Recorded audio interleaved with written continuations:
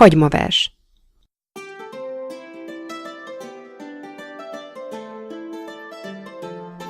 Vörös hagymosok ételeleme, tőle piros minden szakács szeme.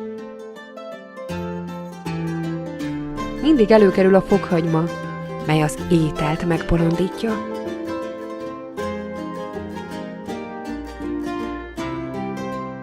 Lila hagyma kicsit édes, zsíros kenyérrel igen fenséges. Mogyoróhagymának nincsen párja a francia ételekben vagy a lekvárban. Gyöngyhagyma?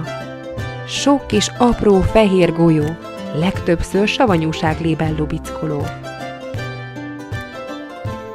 Sonkahagyma? Na mit gondolsz, mire jó? Salátába keverve olyan, mint a torpedó.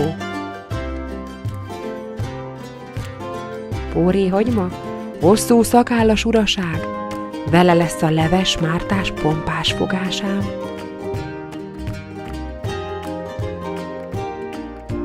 Fehér hagyma édes salátába való, de mexikói kajákban is használható.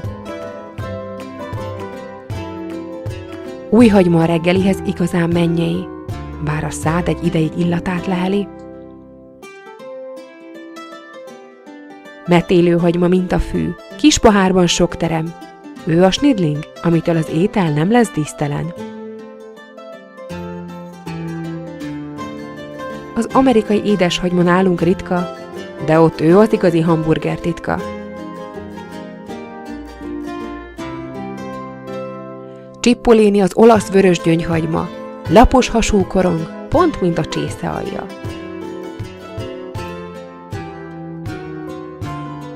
Medvehagyma levele finom és ízletes, nem csoda, hogy a lábáról mindenkit levesz. Vigyázz, hasonlít a gyöngyvirágra, a különbséget ismert fel hamarjában.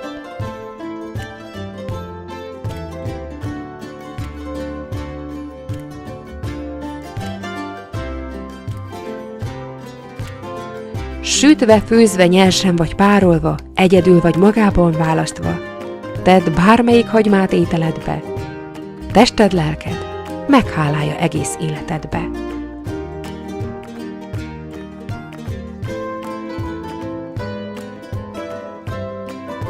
És nem is gondolnád, hogy mennyi mindent megtudhatsz még, játékos módon.